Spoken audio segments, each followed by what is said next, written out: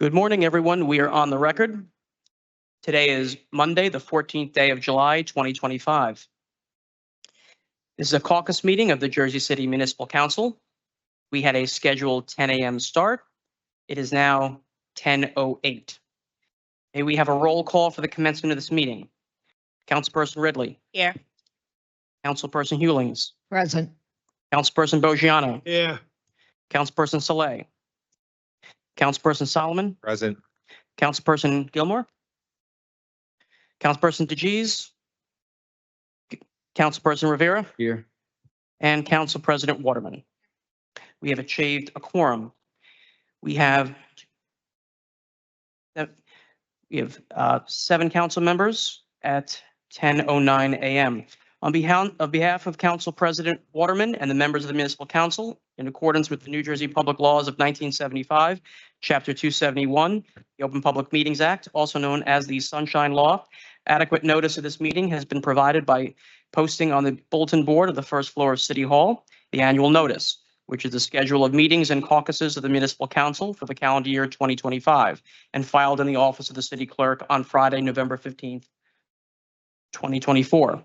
In addition, at the time of its preparation, the agenda of this meeting was similarly disseminated on Friday, July 11th, 2025 at 7:10 p.m. to the Mayor, Municipal Council, Business Administrator, Corporation Council, to the local newspapers, and posted simultaneously on the city's website.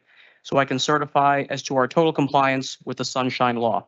I did note that Councilperson Saleh just came in at 10:09 a.m.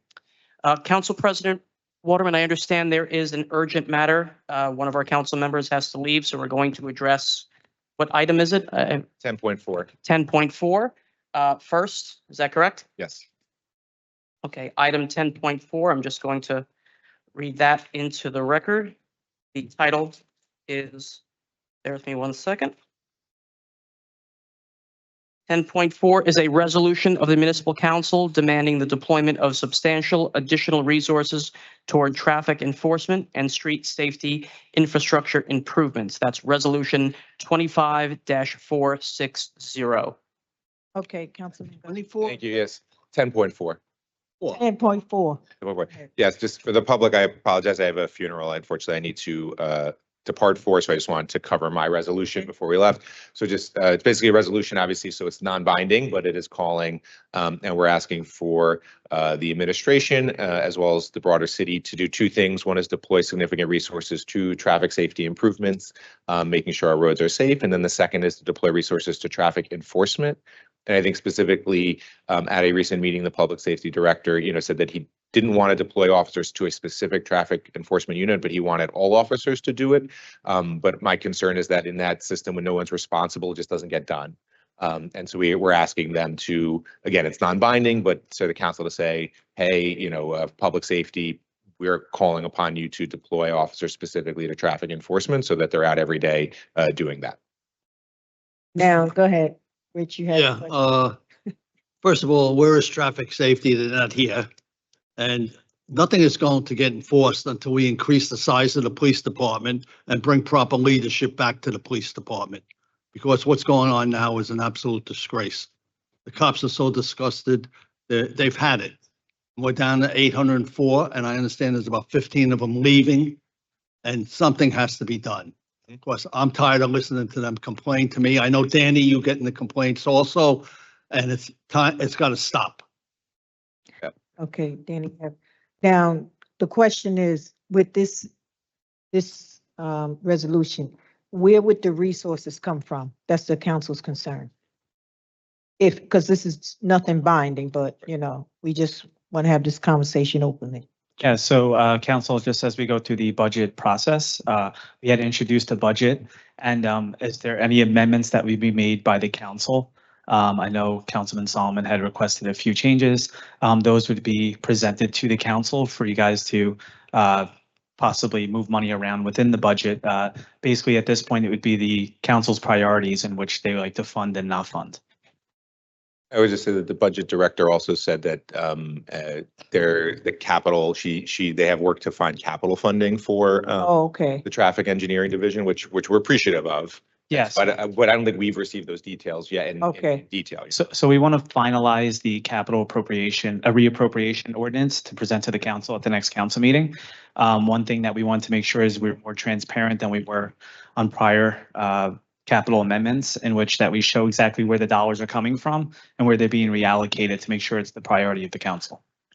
John, I'd like one thing, maybe by Wednesday, if you could speak to the director and the chief of the department, if we can get a breakdown of Mhm. the divisions within the police department to show us how many officers they have within their division.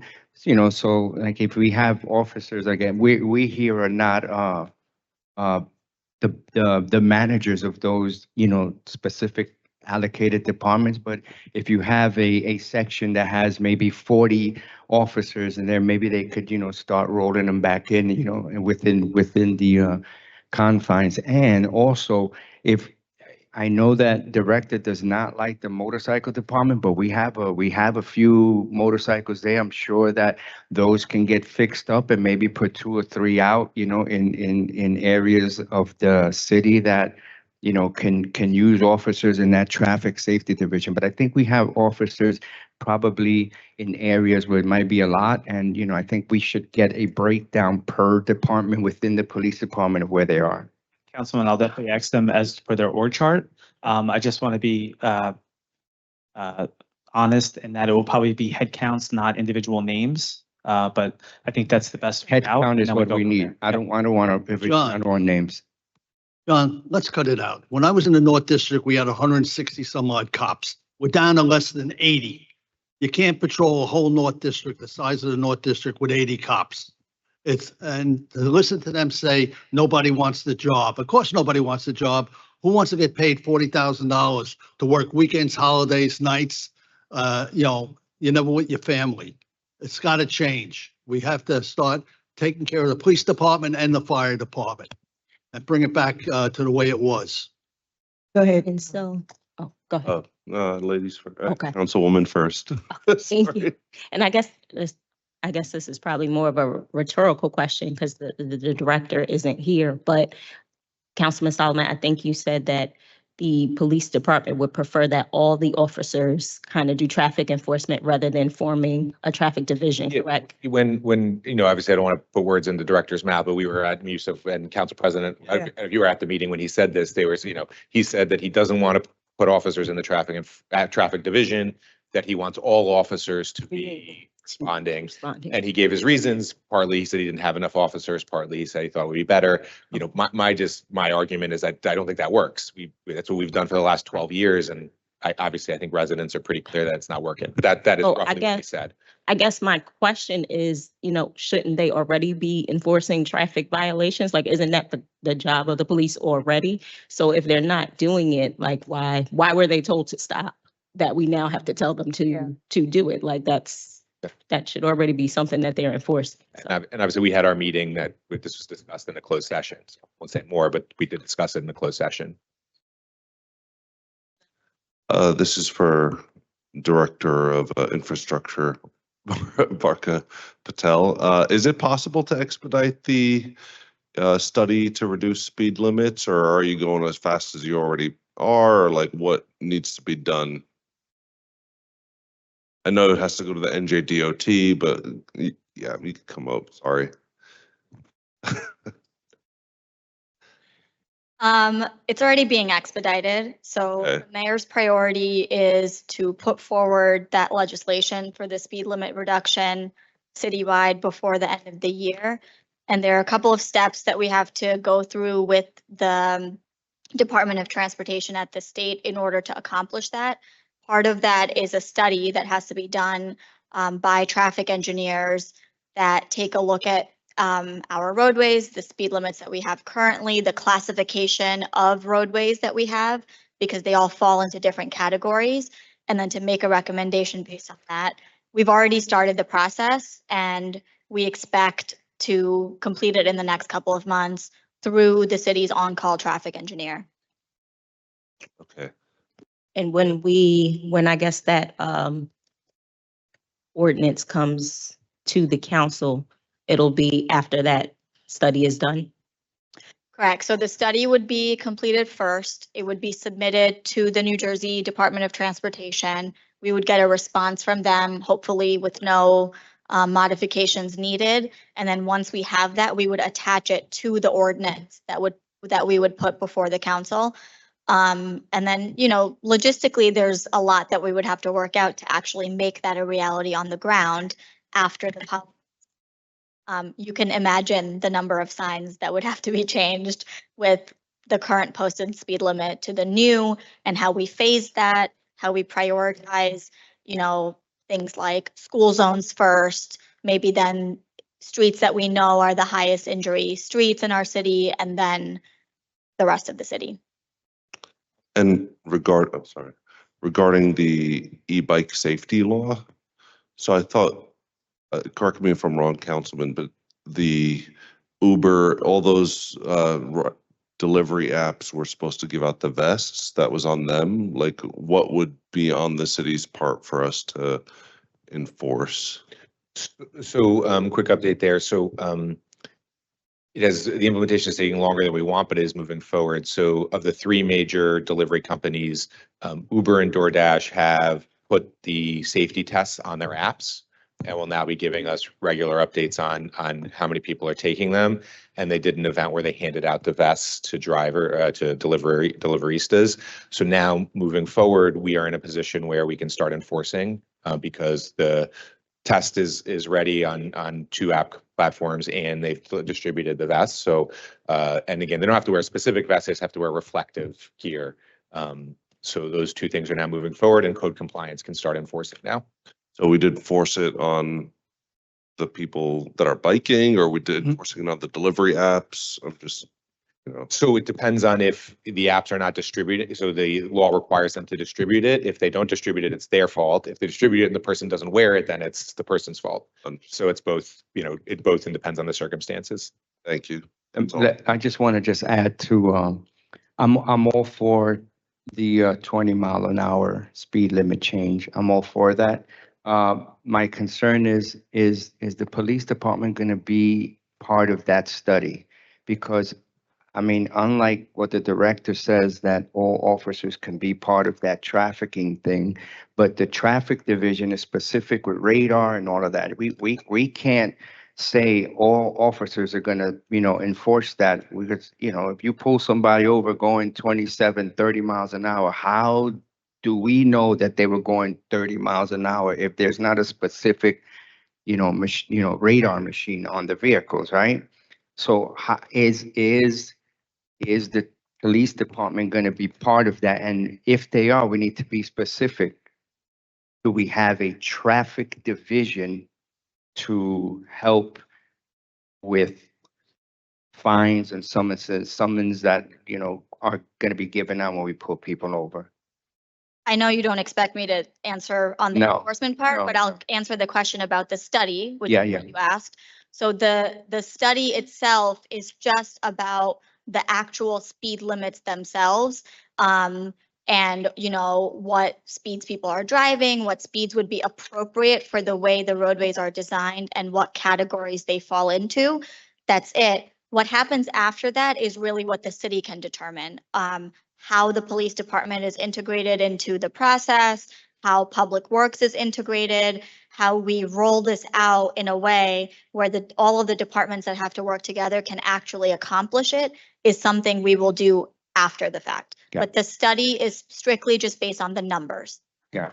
And Director Patel, does that count for county and state roads also, once we make that change? We will include the county and state roads, but the county would have to legislate the county roadways and the state would have to legislate on theirs. But if we're doing the study anyway, I think it makes sense for us to include those because they're still in our city and we might as well do it. So if they're not on board, that changes a lot then. Right. We wouldn't recommend what they're going to do, but as a part of the study, if we're taking on the effort to do a traffic engineering study, it makes sense to look at those streets because they intersect with so many of our local roadways. I just want it clear when it comes to 10.4, the funding can come from the capital It can come from there, capital, because I know, I'm hearing concerns about they want to cut staff and all of that in order for this to happen, and I don't want nobody to lose no job or anything like that, so I don't want none of this cutting a staff member. So any hard assets, any safety improvements, design, engineering, architecture, that would all be qualified through capital. If you're looking to hire additional police or staff, then we'd have to shift budget money around from somewhere else or raise taxes. That would ultimately be the decision to be made. So the capital directly addresses hard infrastructure around these initiatives and engineering and outside professionals that would engage in it. It wouldn't involve park enforcement officers, cops, or of those nature. That would have to be a budget amendment through the actual salary and wage line throughout the city. I know that was concern for some of the council members because they heard that they wanted to cut certain staff. And at this time, we're not cutting the staff. We're trying to, make sure everybody have a job, with so much going on throughout the city. So we need to really fight for everyone to keep a job, not cut a job. It's hard times for people. And my last comment, if we're going to look for the motorcycles, can we look for the bikes as well? That's it. All right, first Director Kears. Morning, President Waterman, members of the council. I'm covering, I have 4 items, and I've been asked to cover one for public safety. Agenda number is 10-9-25-465. Resolution authorizing the award of a contract to Atlantic Tactical Incorporated for the purchase and delivery of body armor for sworn police officers on the New Jersey State contract for the Department of Public Safety Division of Police. Total amount of the contract is $72,973.60, and the funding is available in the public safety grant account.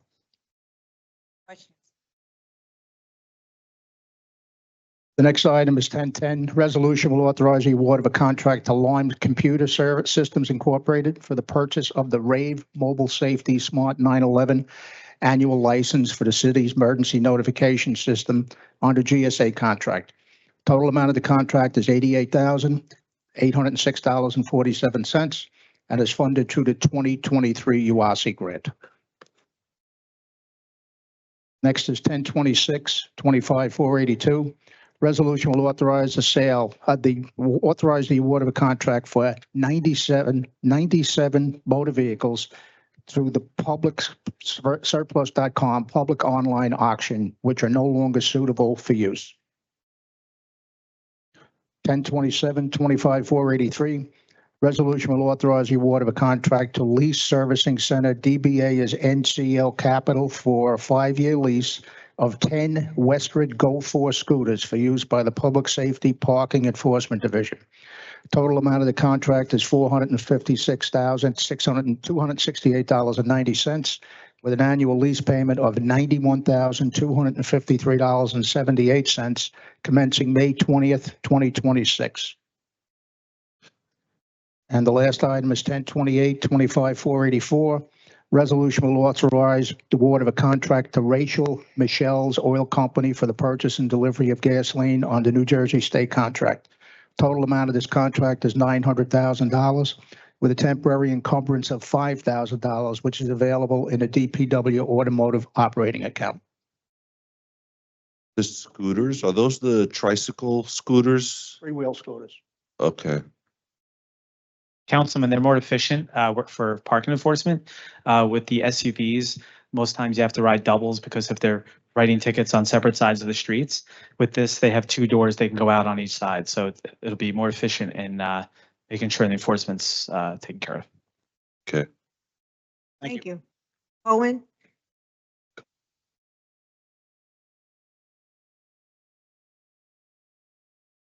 Morning, Council President, members of City Council. HHS Food and Nutrition has 2 items for your consideration. The first is Resolution 25470, Agenda Number 10.14, a resolution authorizing the award of a competitively bid contract to Whitson's Food Service for preparing senior home delivered meals. Meals on Wheels contract is not to exceed $1.3 million. I have a brief synopsis of the RFP process. You're all aware. 6 vendors submitted RFP. There was a committee of 5 members, including representation from the VA's office. They were meticulously graded on taste, quality, cost. To keep into consideration, every dollar of additional cost for this program cost approximately $160,000. Compliance, are they providing what was asked even in the RFP? Our grant guidelines are very, very specific and non-negotiable. Menu, do they follow USDA guidelines? 2 RDs were on committee with specific focus on whether each menu had 90 milligrams of vitamin C daily or 1,000 IUs of vitamin A 3 times a week. Logistics, how detailed is their proposal in response to navigating the city? And packaging. We did have a vendor that scored very well, but their packaging was flimsy. It broke when they delivered it to us. So you have to factor that type of thing in when you're delivering meals to 500 homebound seniors. Did any local vendors apply? I'd have to look at the proposal. I think there might have. I'm not sure if there was a local vendor actually. It's specifically broken down in the proposal. But I could tell you that Whitson's and Riviera were the 2 highest scores. Riviera, I believe, is out of the Bronx. The reason why I asked, because I know people are always trying to, like, always asking about city contracts, and some people are saying they don't know. So that's why whenever I hear about bids, I always want to know if local people apply. Because if it's a logistical, something that's as simple as it wasn't packaged the way it should have been, then maybe next time when they go around to bid for it, they'll be able to shore that up. But I mean, I ain't advocating for anyone in the Bronx or anything else other than Jersey City. So that's why the reason I asked that. Yeah, I could, that information's all in the RFP specified. I could also share that. But I could tell you just from a cost perspective, there were some that were just way, I think 75% double the cost, which would be $500,000 in excess. So. Thank you. Okay. Second item, Resolution 25471, Agenda Number 10.15, a resolution authorizing the execution of a memorandum of understanding with the City of Jersey City as grantee and Jersey City Housing Authority as sub-grantee for the community funding grant from HUD for the revitalization of the Curry's Wood Food Pantry. I don't know if you're familiar, but there is a ongoing a project that's beginning for the Curry's Woods Food Pantry that's that comes from HUD funding. Basically, we're working closely with them, but the technicality of the process is the money has to be reimbursed from a city account. So they have to do the work, the architecture. They basically, we reimburse them and then HUD reimburses us. The entire process is broken down on the CRBG program for HUD. So every step, whether it be architecture or construction, is specifically broken down by funding. So that's essentially the process. Thank you.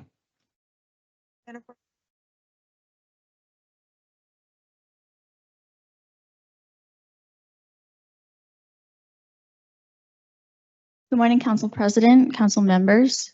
Jennifer Wong, Director of Traffic Engineering. I have 6 items for your consideration today. The first item is 3.6, Ordinance 2583.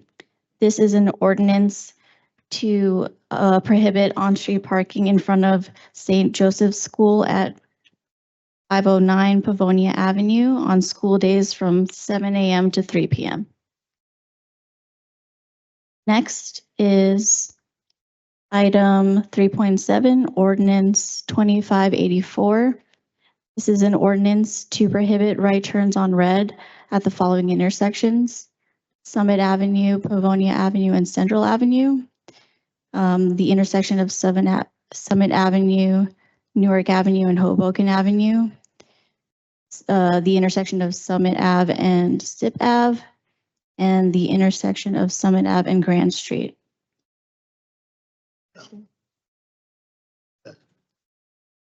Next is item 1020, Resolution 25476.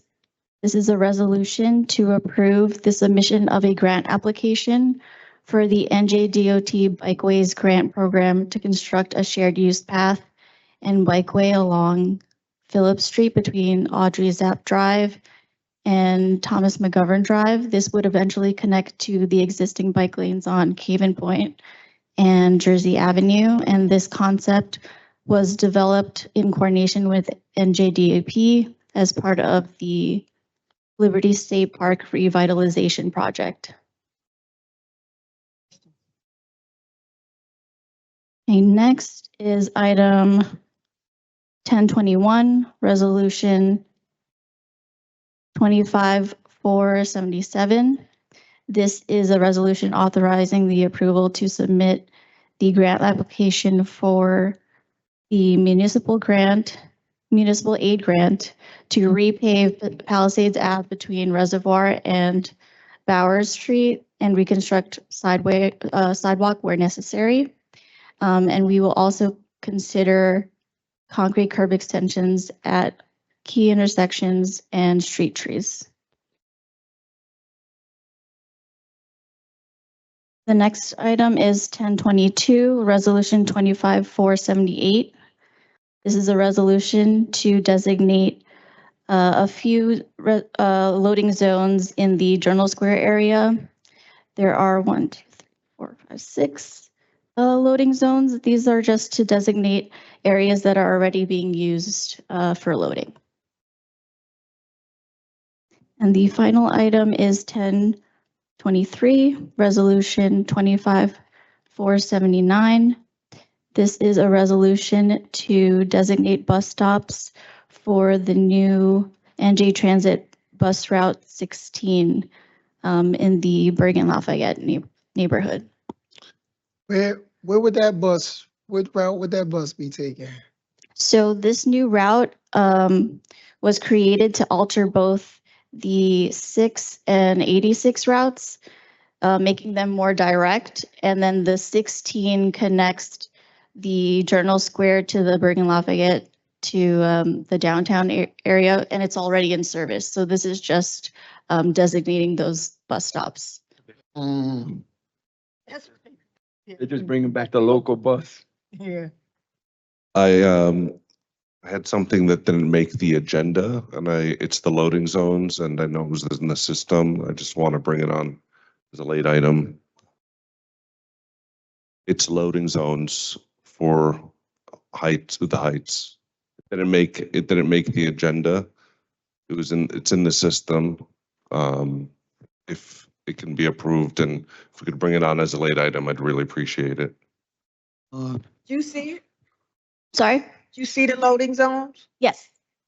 Not Why on didn't the it make it? agenda, but I did submit it through iCompass. Why didn't it make it? I'm just curious because this is 12 days out. That's why I'm always asking the question, why can't these things make it on time? That's why. I'm just asking. I think that's a legitimate question, right? Council President, we could take a look in iCompass to see what the timeline was, and I'll get back to you. Yeah. We know the timeline. I'd like to motion to bring it on, though. Thank you. Jennifer, We were asked to. Why not? On. Other council people motion. We don't take motions during the caucus. We Not take any- caucus, I mean like at the council meeting. You can do that at the council meeting. that bark sheet? Oh. Jennifer, Because I want to know why this stuff ain't making it. These things.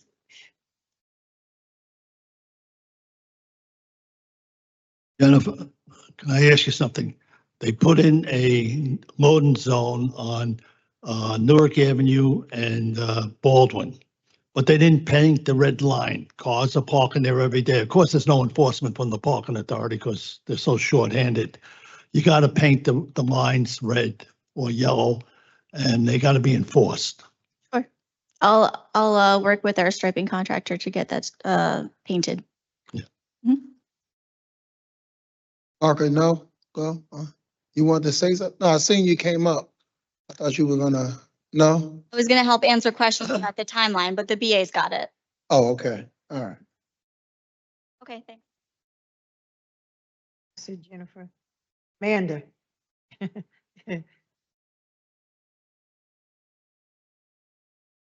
Good morning, Council President, council members. I'm here for Resolution 25-457, Agenda Number 10.1. This is a resolution authorizing the cancellation of unexpected funds. This was for the 2020 NJDEP It Pays to Plug In grant. The city was awarded $48,000 and expended $47,596,000. The ending balance is $404. This grant has been closed and we need to cancel the unexpended funds. Question. Thank you. Thank you. Mira.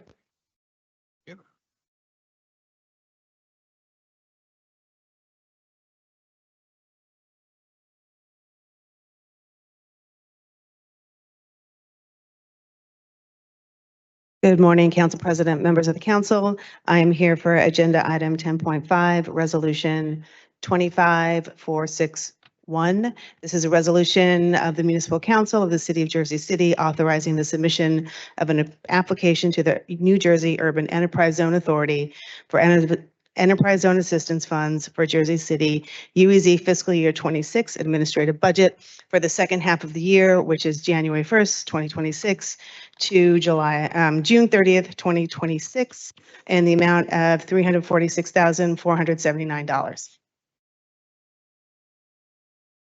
Any questions? Thank you. Thank you. Joe. Joe Kuna. God, Always got to call you twice.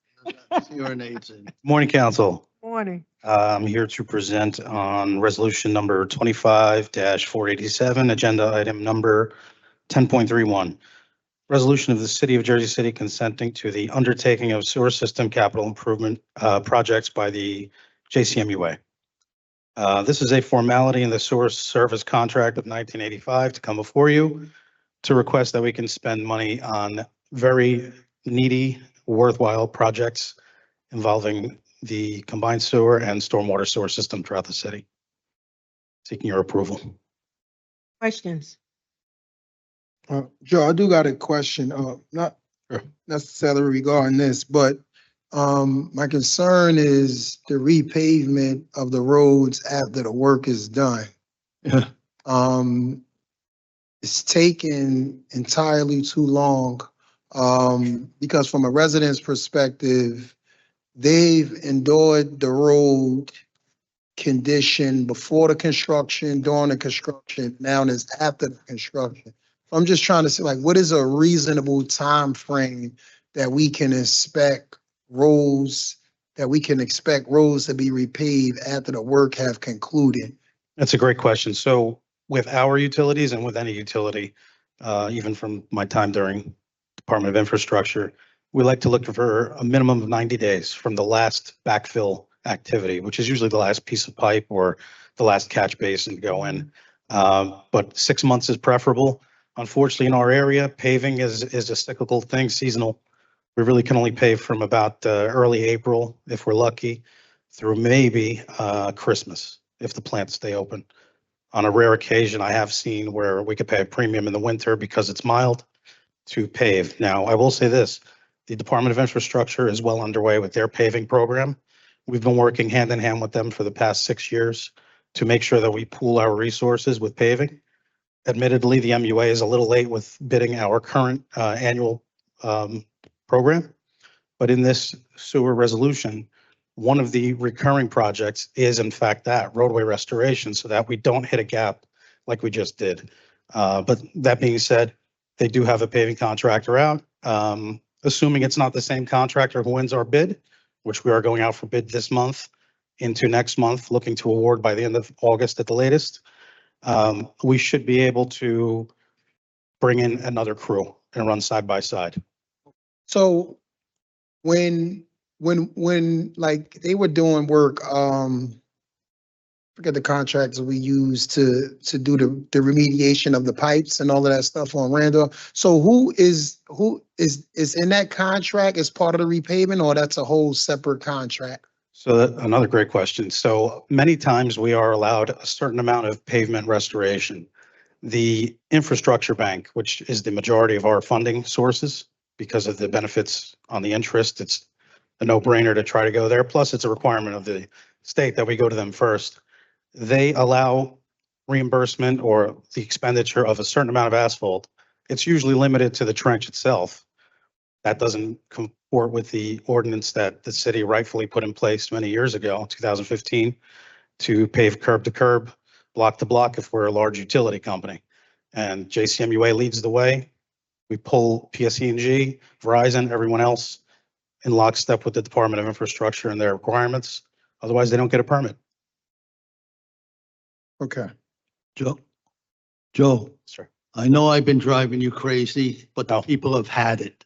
When is the Baldwin Avenue Bridge gonna get done? Maybe the governor should come up there, or the mayor should come up there, and we start getting city officials up there, because people are tired of what's going on Baldwin Avenue. It's over a year now. Yeah. So Nothing has been done. As of last week, we finally got clearance from Port Authority, who owns a portion of the bridge, a large portion, and the Conrail Federal Rail, which is actually owned by CSX. We have already placed an order on the pipe, and we shortened the project to 1/3 of what it was originally going to be in order to expedite. So we look to be putting that pipe in the ground as soon as we get it, probably by the beginning of September. And it's going to take at least 3 months, 3.5 months. Right before the winter, we should be done. But we're going on over a year and a half, and it's a joke. I'm not blaming you. No, I understand. You know, but we met up there with certain state representatives and the unions and everything, and nothing's been done. And people are breaking my back, and it's a shame. It's a damn shame that you close a road, not you, but the major road is closed for over a year and a half. And God forbid the fire department gets stuck in that traffic there and has to respond to a fire. Somebody's going to get killed. Understood. Yeah. Ideally, we prefer that no trains hit our water mains and we don't have to close any roads for any amount of time. But unfortunately, this is the hand we were dealt. We did find a way to go one way. And admittedly, it's been one way for quite a while now, probably for the better part of the last 6-7 months. Yeah. So it's not ideal. You're right. Joe, the Port Authority and the state should have been told to go to hell a year ago. When we met up there and all these promises, and they did nothing. Yeah, we tried that. You know, and as I said, God forbid there's a fire there and that traffic's backed all the way up from Montgomery Street to Magnolia Avenue, and the fire department can't get through and somebody gets killed. We've been lucky up to now. We absolutely have. I guess you got to relay the message. DOT loves us. Not the feds. Metro up there. Thanks a lot, Joe. I was going to say like what Gilmore was saying was, Councilman Gilmore was saying was spot on. I don't know if there's a way for you to come back after 90 days and either level off like things that are too high, like mounds of asphalt that are too high or asphalt that's dipped too low. Whoever the vendors are, that needs to be a part of the discussion, because it's oftentimes they leave it in such a rugged state. It just really does a number on your shocks and just bicycles and anyone that uses the roadway. And just to clarify, you mean in the time between the 90 to 6 months and the actual repaving completely, right? Yeah, if there's like some other measure that you could do other than repaving to like just sort of smooth it out. I don't know what other tools there are in your arsenal, but so we have an annual contract. It's never less than $750,000 to about $1 million with a company called Pothole Killers. They're able to fill a pothole from 1/4 inch deep to up to 6 inches or 8 inches even. So the problem is it's a widespread trench issue, what you're talking about, because it's meant to do what it does. It settles and then we level it off with the paving. But if anything is to come up in any time, they've been doing the lion's share of the pothole filling throughout the city for the past 5 years, 6 years, might even be more. But we can step that up for sure. Just call them in, please. I know it's a pain, but we'll fill in as much as we can. even if it's like so mountainous, you know, I was like talking to Director Patel about it, but anything you could do to like smooth it out. Absolutely. We will do that. And Joe, also, this is a water related question. So if water, I know they're doing a revamping or redevelopment right across the street in Montgomery Gateway. So if the water's off from 8 AM to 2 PM, they're responsible for providing the water. In fact, can them people be in a house from that duration? How does that work? Is it a hydrant that's flowing or? Well, they cutting off all of the water, I guess, because of the work they doing for the Monday through Friday from 8 AM to 2 PM. So since COVID, we've been very careful not to shut water anywhere as much as possible during the day. And we try to use the midnight hours, like usually never earlier than about 11 PM till about 5 AM because of the rush, you know, the night rush to shower and the morning rush to shower, cook and eat. So that sounds like a specific location. If you could just text me that one, I'll take a look. That doesn't sound like something we want to permeate. We don't want that to happen. All right. Awesome. The resolution. There's a lot of projects. Thank you. There's a lot of projects on this list. It's ambitious.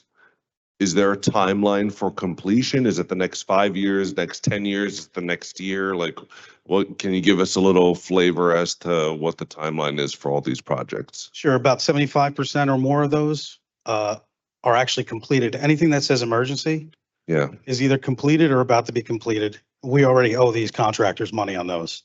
Okay. So they have been presented to the local finance board. Local finance board did offer positive comments on about $68 million worth of those expenditures.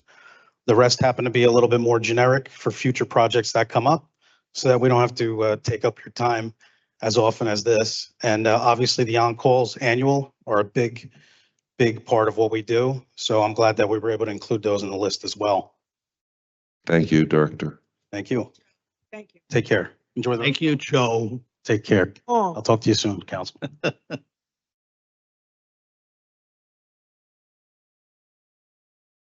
Morning, Council President, Council members. For the record, Paul Kate, Division Director, Disease Prevention, Health and Human Services. I had one resolution, and due to some schedule confusion, I'm presenting on behalf of 4 different divisions today.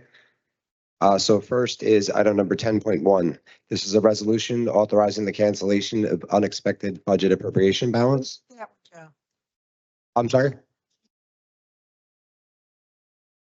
We did 10. I thought that was mine. I'm sorry. Okay, interesting. All right, we'll move along to, so this is on behalf of environmental health. This is item number 10.12. This is a resolution authorizing HHS to accept the 2026 Childhood Lead Program grant. This is awarded by through the state Department of Health Office and Local Public Health. This is an ongoing grant that repeats year over year. This is just a renewal. On the heels of that, this is also environmental health, and this ties into the lead program. This is a resolution authorizing the city to apply for and accept the grant funding from the New Jersey Department of Health under the 2026 Childhood Lead Exposure Prevention Project to detect and prevent lead exposure for children. So those are both environmental health. Next, on behalf of the Division of Immigrant Affairs, item number 10.17. This is through the Office of New Americans under the fiscal year 2026 legal services. This is a grant for unaccompanied children and similarly situated youth to provide legal counsel and supportive services to immigrant unaccompanied children and similarly situated youth. Sorry, I'm a bit unfamiliar with that one, so I had to read through it. Finally, 10.18. This is a resolution authorizing the city to apply for and accept grant funding for New Jersey Department of Health and Human Services for age-friendly grant program to support the development of a community needs assessment for older adults. And that's for the Division of Senior Affairs. What was that, Paul? 10, 12? The last one, Councilman, was 10.18. So he covered 10.12, 10.13, 10.17, and 10.18. Correct. And interestingly enough, I do not see mine on here. This was a grant cancellation also. Yeah, I thought it was 10.1. Okay. So 4 instead of 5. Any questions? We're good? Thank you. Thank you very much. Deja? Deja vu.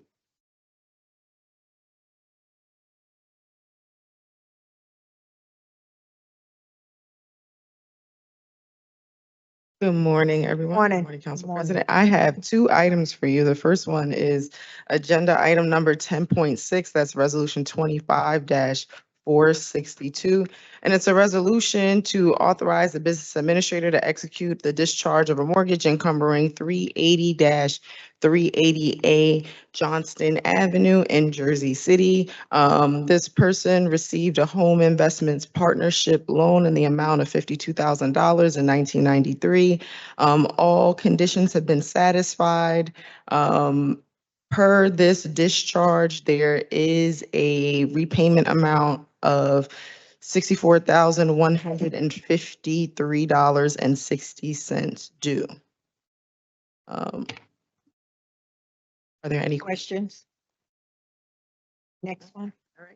The next agenda item that I have for you is 10.16. That is Resolution 25-472. And that is a resolution reprogramming CDBG CARES Act. So those were our coronavirus dollar fundings, and authorizing a memorandum of understanding with Jersey City's Department of Health and Human Services. So for this grant, the municipal council did approve funding out of this CDBG CV block to be used for violence prevention services. There were about $500,000 in total funds that was earmarked for this program. After application and committee review, it was determined that this funding was going to be split to 2 organizations, one focusing on adults, and that was going to be SCORES Reentry, and one focusing on serving youth. And we awarded those youth servicing funds to J.C. Powell, specifically to focus on youth that had been impacted by gang violence, gun violence, and have truancy issues here in Jersey City. At this time, we've undergone a mutual contract termination with SCORES. They did come back to us and needed to do a budget modification for additional funds received, and they did receive a large amount of cannabis funding from the community, and therefore did not need to utilize this particular set of grant funds. However, with our conversation and review of J.C. Powell's work, we could not come to a mutual understanding, and therefore the Division of Community Development has made a determination to move forward with terminating the balance of their contract. We're talking about a contract that we went into in November of 23 with a period of performance from September the 1st of 2023 through August 31st of 2024. That was the time period, that they had to spend those funds. DCD did have conversations with J.C. Powell and decided to execute a contract extension and gave them an additional time period from September 1st of 2024 till November the 30th of 2024 to be able to cover any additional spending they did appropriate to the grant during that time period. To date, DCD has received $80,845.20 worth of eligible reimbursement expenses. So that is the amount of funding that we have been able to pay back to J.C. Powell at this time. And we are asking to cancel the balance, which is $169,154.80. I just want to say, this is not a statement about J.C. Powell as an organization, and this is not comment towards whether they're doing work in the community.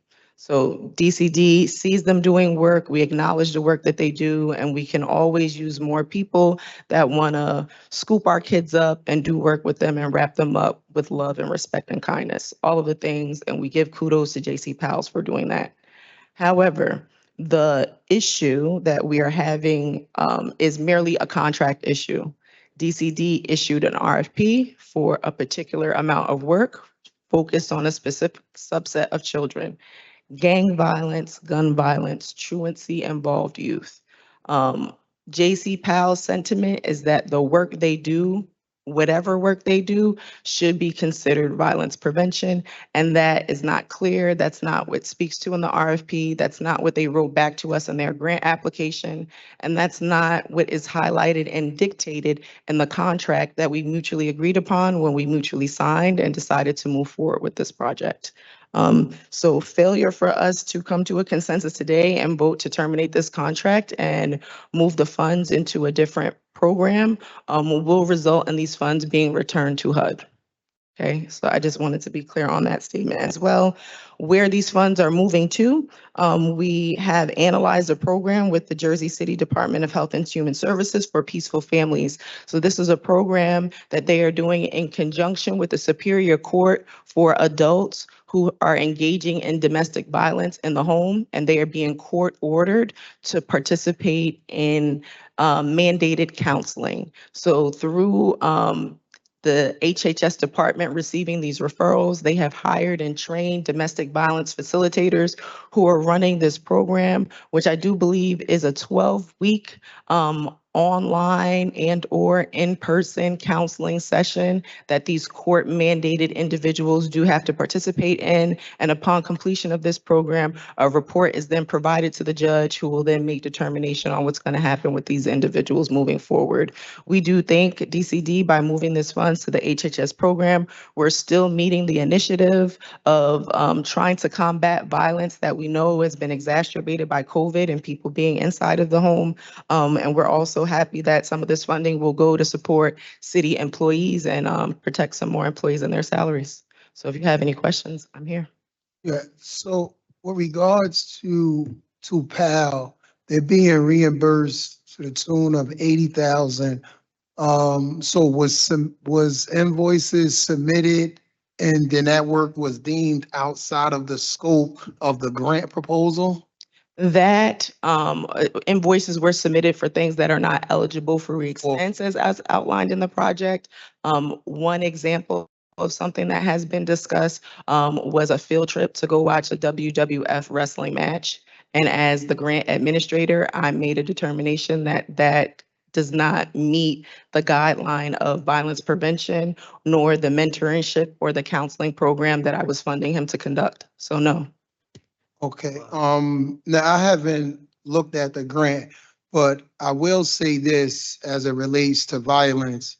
There is a school of thought that essentially says that any intervention with youth that deters them from entering gang activity is also considered violence intervention for said demographic.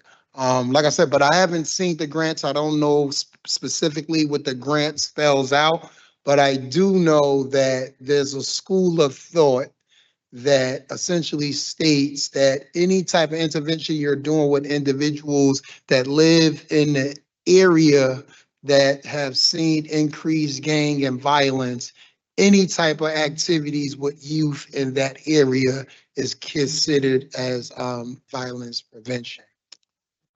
Councilman, thank you for that. So I will say like two parts. I think I've emailed everyone on the council and their aides a copy of the contract, a copy of their grant application, and a copy of their response. In addition to a timeline of everything that has already occurred pre to this meeting. If you need me to re-forward that to you, I absolutely can. I will say that as per the contract, what we put in there, we were looking for people to engage in two models, both the intervention and prevention model. So yes, what you are stating is fact. There are various models that you could engage in for this program, but specifically what we were looking for through this grant was for someone to accept referrals for kids that are gang violence involved or who have been victims of gang violence, who were gun violence perpetrators or who have been victims of gun violence, and or youth that are currently having truancy problems to the point that the court system is now involved. So anything outside of selecting these kids for the programming and crafting one-on-one mentorship, art therapy, music therapy, counseling, like that is spelled out in the RFP of the services that we were looking to be provided to the youth. And I take it that you've had conversations with them about these specifics as well as this spelled out in a grant. Yes. Um, Yeah, so attached to that email is also the PowerPoint from January of 2025, where we had an additional, like a last attempt conversation to clarify what is needed for the proper execution of the grant and what I would be looking for. And even at that point in January of 2025, they were given an additional 30 days to produce any receipts from the period of performance that I could use to reimburse them additional funding from the grant. To date, I'm not in receipt of any additional receipts for reimbursement. Okay.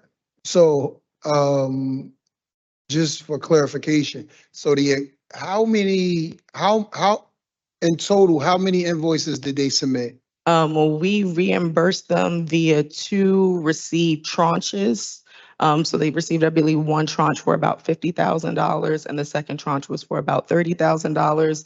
And at that time, I want to say about November of last year, I, as DCD, actually went out for RFP to hire a third-party auditing service that will go out and audit the work that's being done on the grant for all of the nonprofits, just so that there could be no statements of impropriety or unfairness on how the evaluation of the grants have occurred. I am in receipt of the final monitoring report for JC Powell. And again, it is difficult for first-time or smaller mom and pop nonprofits to come and take these federal grant dollars. The standards of what they need to do are much higher than what you're doing if you're receiving foundation money or small grant money that, doesn't require this kind of reporting and segregation. So for example, the third-party auditing report has shown that I actually paid them out for a $10,000 PSE&G bill for the property. They're running services, I can pay for a part of the lights. However, my auditor found that they do not have a cost segregation plan. The funding that they're using to run their organization 100% does not come from DCD for this one program. So they have to break it out and show me if this is their whole PSE&G bill, how much are they getting from other sources? What other programs are they running? How much time are they spending running my program? And then they have to break out the bill and I would only be able to cover that portion.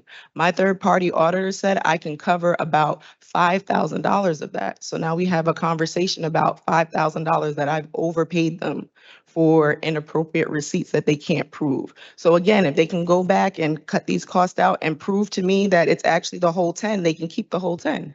But this is why we go over these layers. It is complicated contracting. The staff in the office do the best they can, and I've stepped out and taken additional resources to help us to be as effective and efficient as possible in the grant execution on behalf of the city.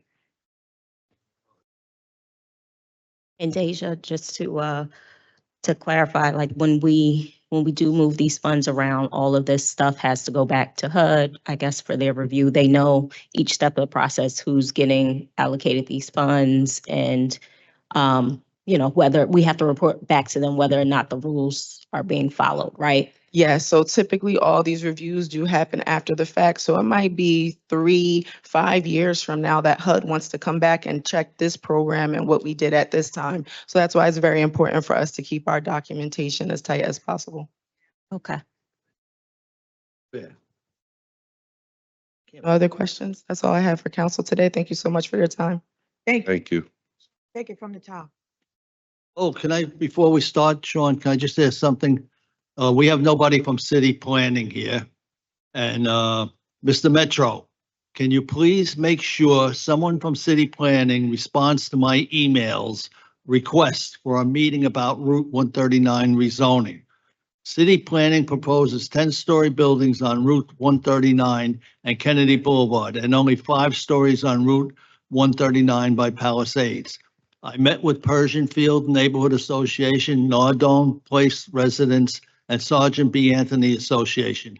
The community does not want 10-story buildings. They want 5 stories on 139. I keep on contacting planning. Nobody gets back to me. I mean, Councilman, I'll make sure you get a response. the what? I'll make sure you get a response if you just Okay, put me an email. thank you, and I'll- John. Thank you. All right, on to our first reading ordinances, item 3.1, City Ordinance 20. Somebody saying something?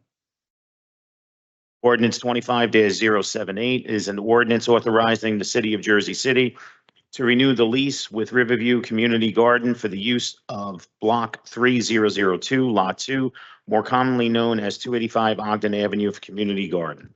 Is there, this is for Corporation Council, is there like a rule that these community gardens have to be accessible to the general public, or like what are the rules surrounding that? Because they're usually open for a limited amount of hours, and I've gotten some feedback from community members saying they'd like it to be more accessible to the public. They're supposed to be accessible to the public. I don't know if it's, if there's set time in the code. I can take a look at it and get back to you. Okay, thank you. That's all.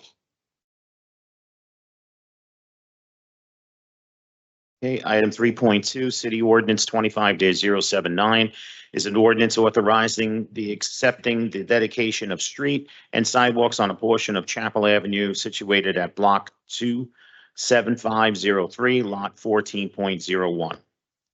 Item 3.3, City Ordinance 25-080 is an ordinance authorizing the execution of an easement, access, and maintenance agreement between 500 Communipore Avenue LLC and the City of Jersey City in connection with the construction of a residential building at 500-510 Communipore Avenue.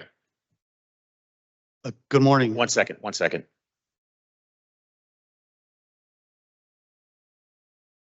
Sorry, Chuck. Go ahead, Chuck. Good morning. For the record, Charles Harrington, Connell Foley. I'm just here in the event any members have any questions. This is pretty straightforward. It's as part of the project, the owner agreed to make the sidewalk wider. So this just officially dedicates a portion of his property to make the sidewalk wider and available to the public. Any council members have any questions? In making it wider, I guess his building is sitting back further, or is he, okay. That's right. That's why he agreed to move the setback the building further to create a wider sidewalk. Okay. Any other questions? Great. Item 3.4, City Ordinance 25-081, an ordinance authorizing the City of Jersey City to acquire certain real property known as Block 27503, Lot 13, on the city's tax map located at a foot of Chapel Avenue from Liberty National Development Corporation, LLC, for the purpose of ensuring continued ferry service to the public. Item 3.5, City Ordinance 25-082 is an ordinance of the Jersey City Municipal Council amending Chapter 163 Firearms and Weapons to add Article 6 Firearms Storage. Sean, Yes. we just got this, all this information this morning, and I would like to have somebody here on Wednesday to explain exactly what they're talking about on this, on 3.5. It's when it locked up. Councilman, I can speak to it real quickly. This was a proposed ordinance provided from an outside group. The law department looked at it, went through it. It's just an additional ordinance violation, so it would be updating our code 163. It's going to be ancillary to any other statutory or 2C violations. If somebody has some other unlawful storage of a weapon, it would be, if they come in, find that a handgun is unlawfully secured, they'd be able to issue an ordinance violation as well as any other accompanying 2C violations. So it's really just making sure that it's either in a secure lockbox or has a trigger lock on the box. If who comes in and if The police department, if the police department is called to the house for some other reason, enters and finds that there's they would have to do an investigation. If there's a handgun sitting around, inquire who's the owner of the handgun.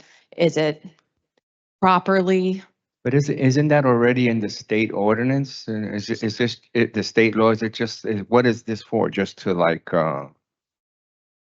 It's just to make it a local requirement as well. There's different state violations as to when it needs to be locked away for when it's around children or people under a certain age, but we can give you the comparative on it. I think Like this I is- thought what I heard too, though, a lot of domestic violence situations, Mm.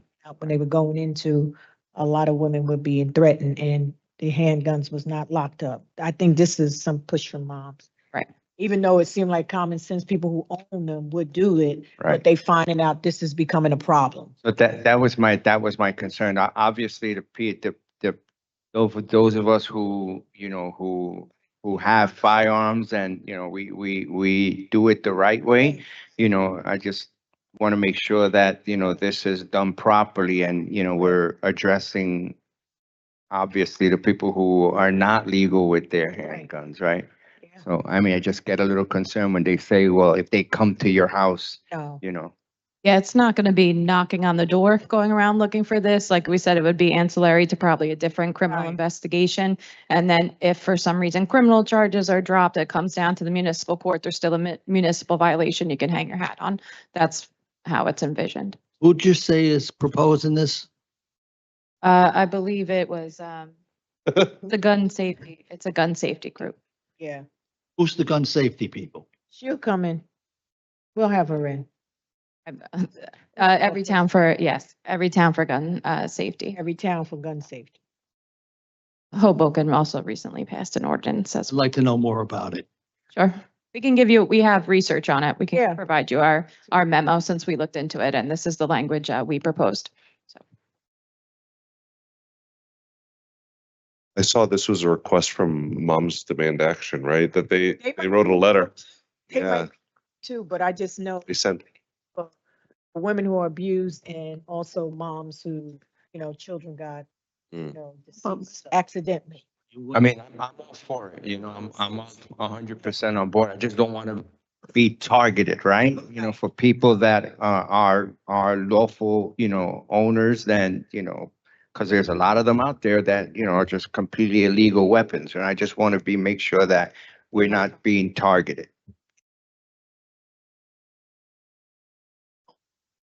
Okay. Any other questions? All right, item 3.6 and 7 were touched on earlier. On to our second reading ordinances. Item 4.1, City Ordinance 25-074 is an ordinance of the Jersey City Municipal Council amending the Jersey City official zoning map. Item 4.2, City Ordinance 25-075 is an ordinance amending Chapter 160 fees and charges, establishing Zone 3 permit fee. Item 4.3, City Ordinance 25-076 is an ordinance amending Chapter 218, multiple dwellings, Section 12, preventing algorithmic rent fixing in the rental housing market of the Code of Ordinances of the City of Jersey City. And item 4.4, City Ordinance 25-077 is an ordinance of the Jersey City Municipal Council for the amendments to Chapter 345-31 of the Land Development Ordinance regarding general development checklist. We will have a public hearing on the fiscal, sorry. Oh, go ahead. We will have the public hearing on the fiscal year 2025 municipal budget. We have 14 speakers so far. Any questions or comments on petitions and communications 6.1 through 6.29? Hearing none. Any questions or comments on office communications 7.1 through 7.8? Any questions or comments on reported directors 8.1 through 8.4? We have our meetings, claims, and on to our resolutions. 10.1 was touched on earlier. Item 10.2, Resolution 25-458 is a resolution authorizing a license agreement with Morena Foundation, allowing the city of Jersey City to enter the property owned by the licensor to use a space located at 888 Newark Avenue in connection with the Jersey City Youth Mural Arts Program and other uses in the months of July, August, and October of 2025. Item 10.3, Resolution 25-459 is a resolution authorizing the closure of the public right-of-way as per ordinance 25-073 in connection with the Jersey City Marathon Half Marathon for Sunday, April 19th, 2026. Items 10.4 through 10.6 were touched on earlier. Item 10.7, City Resolution 25-463 is a resolution introducing and approving the 2025-2026 budget of the West Side Avenue Special Improvement District, directing the city clerk to publicly advertise the budget and schedule a public hearing, and directing the tax assessor to prepare an assessment roll for the properties within the district based upon the budget. Item 10.8, City Resolution 25-464 is a resolution authorizing the award of a contract to Turnout and Fire and Safety Incorporated for personal protective equipment through the New Jersey Cooperative Purchasing Alliance, Bergen County Coop, for the Department of Public Safety Division of Fire. Items 10.9 through 10.10 were touched on earlier. Item 10.11, City Resolution 25-467 is a resolution authorizing the award of a contract to Millennium Communication Group for the purchase of 400 yearly block hour service under the interlocal purchasing systems for the Department of Public Safety Communications Center. Items 10.12 through 10.18 were touched on earlier. Item 10.19, City Resolution 25-475 is a resolution authorizing the acceptance of grant funding from the state of New Jersey in the amount of $1,012,013 for the park and recreation improvement and acknowledging associated projects under the New Jersey Department of Environmental Protection Coronavirus State and Local Fiscal Recovery Fund Grant Number BF-24-009. Items 10.20 through 10.23 were touched on earlier. Item 10.24, City Resolution 25-480 is a resolution ratifying the award of a contract for Verizon Business Network Services Incorporated for data services under New Jersey State contract for the Department of Administration Division of Information Technology. Item 10.25, City Resolution 25-481 is a resolution ratifying an agreement with Superion LLC, a Center Square Technologies company, for providing maintenance and support services for One Solution payroll and personnel system. Items 10.26 through 10.28 were touched on earlier. Item 10.29, Resolution 25-485 is a resolution of the Jersey City Municipal Council authorizing a 5-year tax exemption with Warren at Bay LLC for improvement to commercial and industrial structure located at 130 Bay Street, Block 11504, Lot 2. Sean, Yes. can someone give some insight or some intel on exactly what's going on here with I guess 5-year tax abatement? What is the commercials? What's there? Sure. Councilman, this was a conversion to commercial space. So they're eligible under our ordinances for a 5-year abatement, and to have the improvements get the abatement. So I can provide you a little more information. It was my bad. I forgot to tell the applicants that it was on this meeting, but I'll provide you details about what's converted. And this is a 5-year abatement that the tax assessor is allowed to authorize with council approval. But I'll provide you a little bit more of the details. But their whole application is attached, and everything's gone through, the entire process gone through the tax assessor's office and our office as well. Okay. Item 10.30, City Resolution 25-486 is a resolution endorsing a change in New Jersey state legislation to authorize automated traffic enforcement in cities of the first class and support Vision Zero goals. This came out after a meeting we had in the Heights with the council president and myself in attendance, and it was a request from the community in terms of getting more enforcement.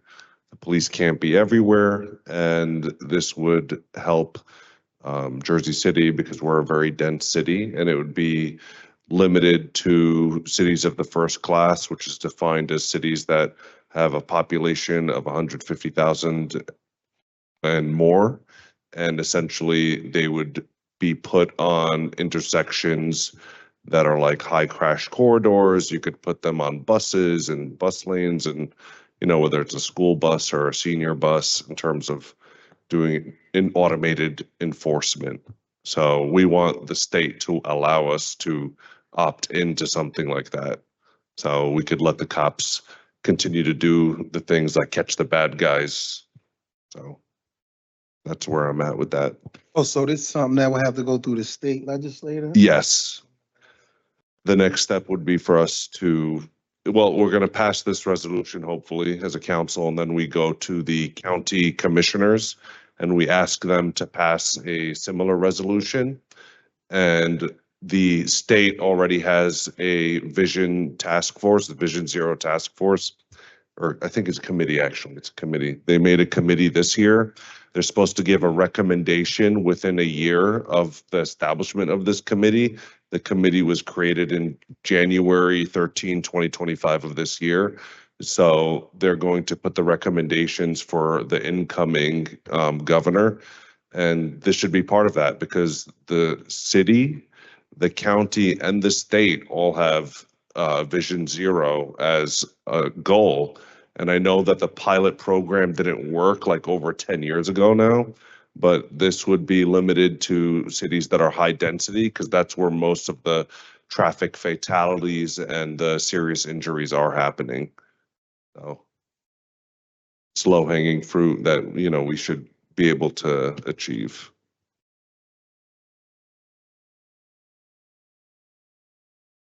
Okay. Item 10.31 was touched on earlier. Item 10.32, Resolution 25-488 is a resolution reappointing Brittany Bunny as a member of the Jersey City Cannabis Control Board. Next, Yeah, I thought, didn't she resign?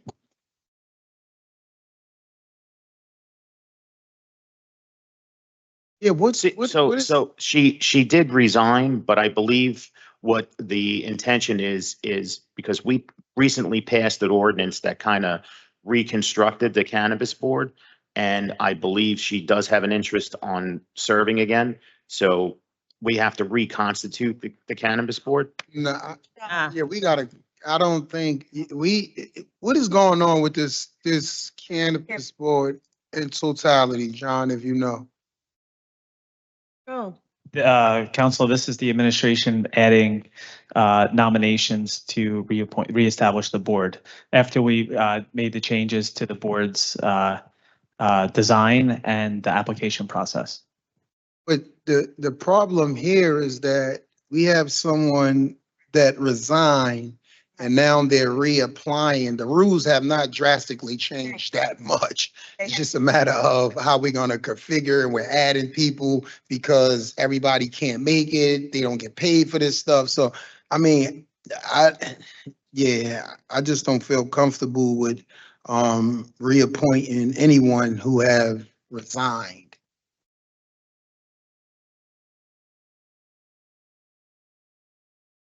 Out of these three, she's the only one that resigned, correct? Yes. And then we pushed the number to 5, I think. 7. So where's the other 4? Do we? Councilman, there's one that is currently still on the board that was waiting. So with 3 new appointments, we would establish a quorum. Obviously, would need additional nominations to fill the entire board, but so we would have 4 if these 3 nominees are approved. So meetings could again restart, but. Rich, you want to nominate someone to? Second. Rich can serve. Cannabis board. So again, I'm just going to reiterate, we do not take any action in the caucus. I know, I'm joking. The joke. But where's my drum set? Item 10.33, Resolution 25-489 is a resolution reappointing Jose Cantatero as a member of the Jersey City Cannabis Control Board. And item 10.34, Resolution 25-490 is a resolution reappointing Jeffrey H. Capowitz as a member of the Jersey City Cannabis Control Board.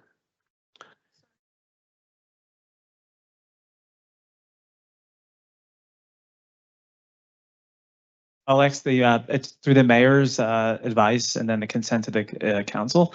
So I'll bring feedback to the mayor and potentially maybe another appointment. Yeah, another point. It's on. Thanks. It's on. Okay, we don't have anything else. May I have a motion to adjourn at 11:27 a.m.? Second. Who made the motion? Rich. Motion was made by Councilperson Rivera, seconded by Councilperson Saleh.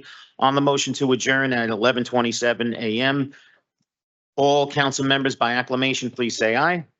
We are out of here at 11:27 a.m. Thank you so much, everyone present and everyone watching at home. Remember, teamwork makes the dream work. Have a great rest of the day. Stay safe.